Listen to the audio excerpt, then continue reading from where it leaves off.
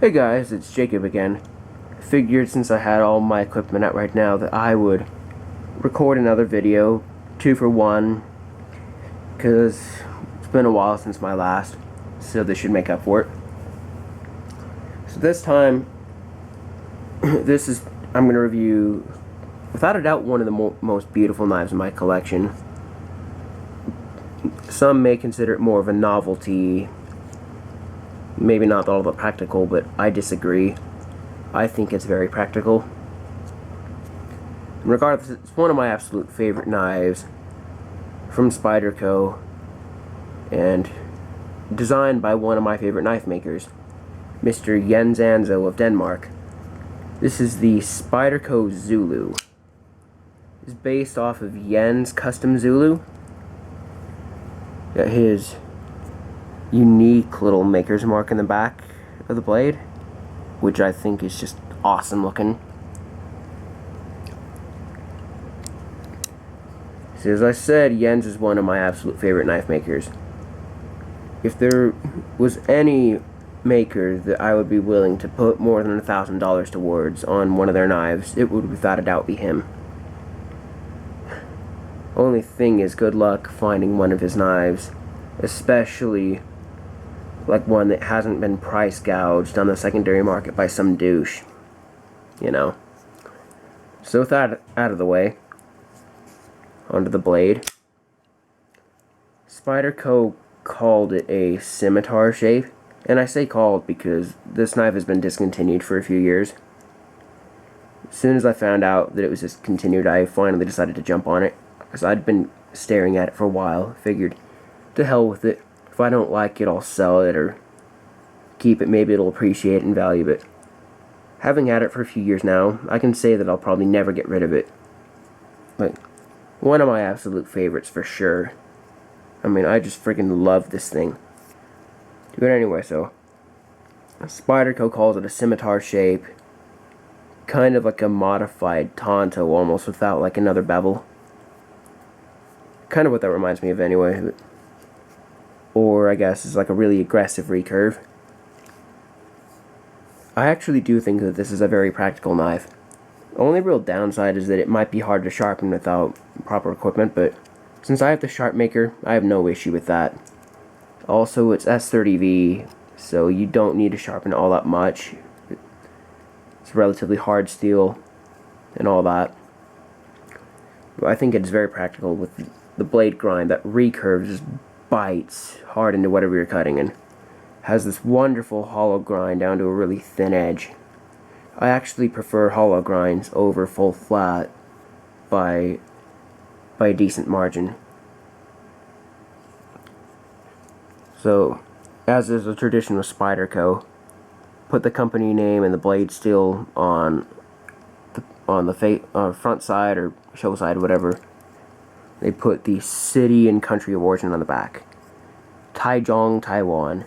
And yes, it is pronounced Taichung, not Taichung. And again, don't care where it's made. I think that from what I can tell, Taiwan made Spydercos are probably their best, even above their US stuff. Though I don't have a US Spyderco yet, so I don't know personally, but it's what I hear. Out of all the US Spydercos, probably like to get a Manix 2 or a Para 2. But anyway, as I said, beautiful blade. And very smooth, runs on just phosphor bronze washers, just like my Benchmade. It's very smooth. And I actually took the knife apart and put a mirror polish on the washers, and it is even smoother now. Just flies open. It's this beautiful satin finish. See the grind lines and my fingerprints show up really easily. Nice wedge.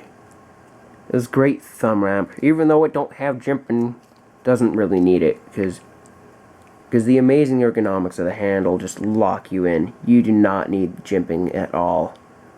In fact, I think it would ruin the flowing lines of the knife.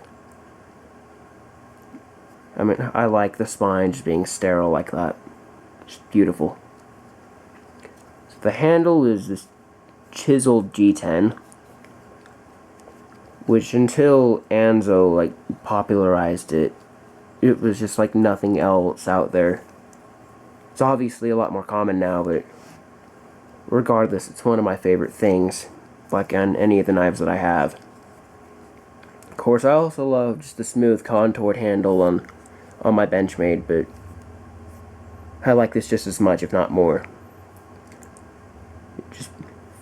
And the lines of the handle, or the way it curves, I mean, when I first saw pictures of this handle in the catalog and online, I didn't think it would be that comfortable, but as soon as I got it in my hand, in person, I was just blown away with how comfortable this thing is.